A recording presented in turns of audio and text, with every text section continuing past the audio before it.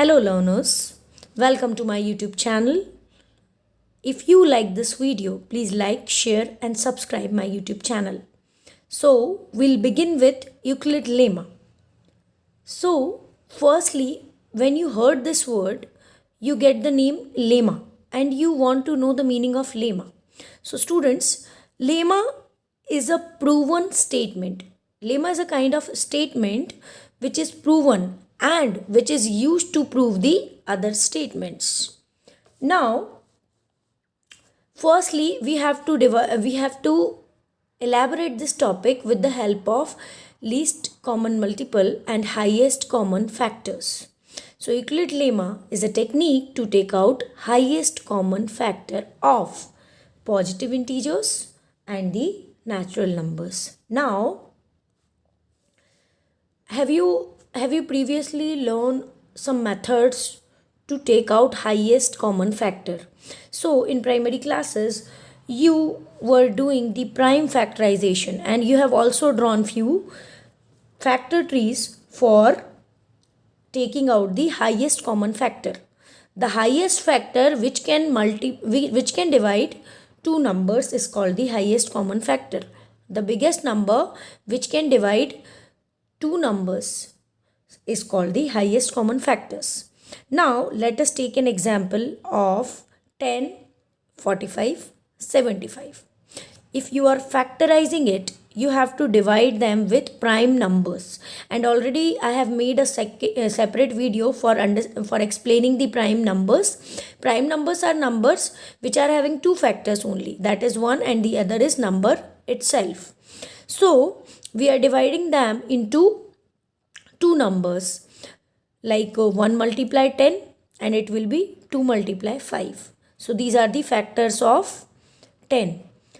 45. 1 multiply 45 can be the factor and 3 multiply 15 can also be the factor. Apart from that, if we are multiplying 5 with 9, we are also getting 45. Now, lastly, the factors of 75. So, if we are multiplying 1 with 75, then we will get 75. And if we are multiplying 3 with 25, we can also get. After that, the last factor will be 3, 5 and 5. So, if you observe these three numbers and their factors, you will get a common factor.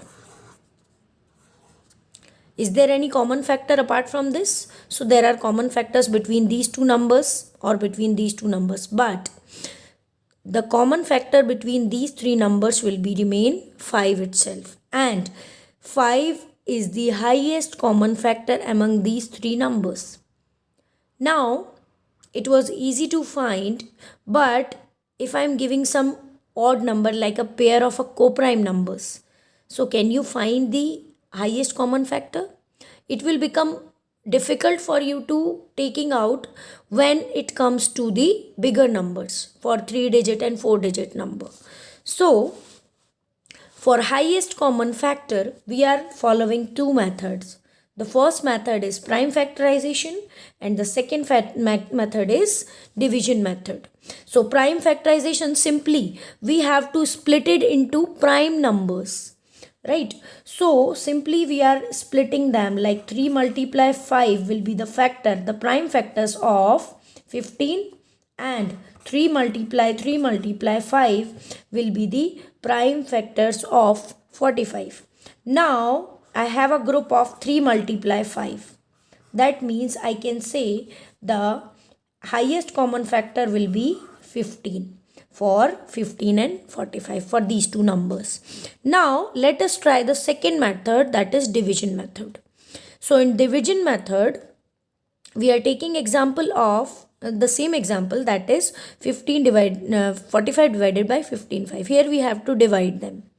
So 15 threes are 45 as we all know, and we are getting 0. So obviously here 15 is the common factor. A factor is a number which can divide the other number. So now we are proceeding further and we are getting a formula by the help of division method, that is dividend equal to divisor multiply quotient plus remainder. So Here 45 is equals to 15 multiply 3 and the remainder what we will get is 0. Now the question was easy. They both were multiple of 5, so it was easy to get 0 here as a remainder.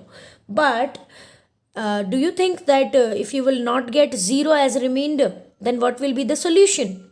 So we are going to solve such kind of questions. First example I am taking to find out HCF of 12 and 94. So in this questions, first we need to compare which is the bigger number. So 94 is the bigger number. We have to divide 94 with the other number, that is 12. So 12 sevens are 84. We got 10 as remainder. Here we got remainder is non-zero.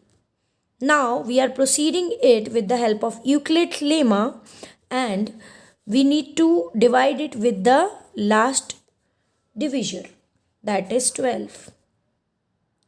Now when we are dividing it, we'll get 12, 10 ones are 10 and we are getting remainder as 2. Again we are getting remainder non-zero. So we are taking again number 10 and we are dividing it. We will divide it. So we'll get 2 5s are 10. So in this question now we are getting remainder as 0. For that we are also getting our HCF. So in this situation our highest common factor will be 2. The last divisor which provide us the remainder 0. The last divisor will be your answer. So some more questions, like I have told you that this method is extremely useful while you are taking out the HCF of bigger numbers or some 3-digit 4-digit number. So the next question is find the HCF of 405 and 2520. So obviously in the first step we have to compare, and we got 2520 is the bigger than 405. Now so similarly similar to the previous question, we have to divide them. So 405 we have to divide it with 6. As from the first two numbers we can easily recognize which number is divisible, nearest divisible to the number. Now we got 90 and again we got remainder as non-zero. So I am taking my first divisor as my dividend and start dividing this number. So obviously 9 4s are 36. So I got 360 here. I got 5 and here I got 4. 45 is my remainder. Still I am getting a non-zero. So I am taking 90 as my next dividend. So here I am getting 2 times 90. And now I am getting remainder as 0. So my HCF in this question will be 45, as 45 is my last divisor which gives me the remainder 0. So now when you are understanding this question, you are actually understanding Euclid's division algorithm.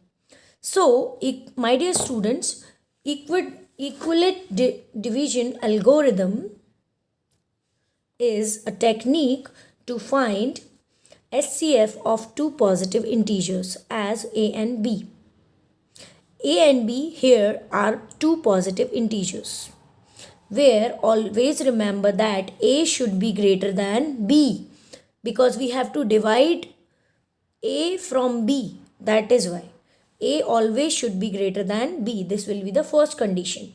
Now when among two numbers you can compare and you can easily identify which number is bigger.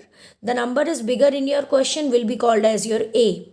That means will be consider your dividend. Now you have to divide a from b in the first step. Okay. After that, if you got remainder as 0, then your divisor will be your HCF. But if you will get non-zero remainder, or else your remainder is still non-zero, so you will continue the same process which we are following in last two questions. Then the last division that will give you 0 remainder will be your HCF. And this is called the Euclid's lemma, Euclid's division algorithm. Now we are starting with the lemma. Now we got a new word, that is algorithm. So you should have a curiosity to know about algorithm. What do you mean by algorithm? So algorithm is a series of well-defined steps which gives method for solving the problems. Now this can be a method of solving the problem in a certain problems, right? So Euclid's division algorithm is a method to taking out HCF of coprime numbers or the bigger numbers which is difficult to find. So it is the easiest method to find. Now one more important question is given in your book, that is, if the LCM of 26 and 169 is 338, then what will be the HCF of 26 and 169? As you all know from the previous classes, and it is the concept of 4th and 5th class, that the product of your LCM and HCF will be equal to the product of the given number. Here we have two numbers, these are 26 and 169. So the product of SCF and LCM. So we don't get the product of SCF, that we have to take out. So with this formula, by transposing, we can take out the SCF. So we simply put the values according to the questions, and then we get SCF is equals to 13.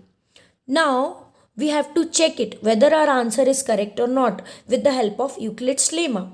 So we are going to divide 169 from 26. Then we are getting 156 6 times, and we are getting 13 here. Now I have to divide, 13 will be my remainder, so I have to make a new dividend for it, that is 26. So I am dividing 26 with 13, then I am getting remainder as 0 and 2 as quotient. Now here also I am getting HCF as 13. So accordingly we can easily solve the questions of Euclid's lemma. Some more questions I am going to add in my next video. If you like this video, please like, share and subscribe my channel. Thank you so much.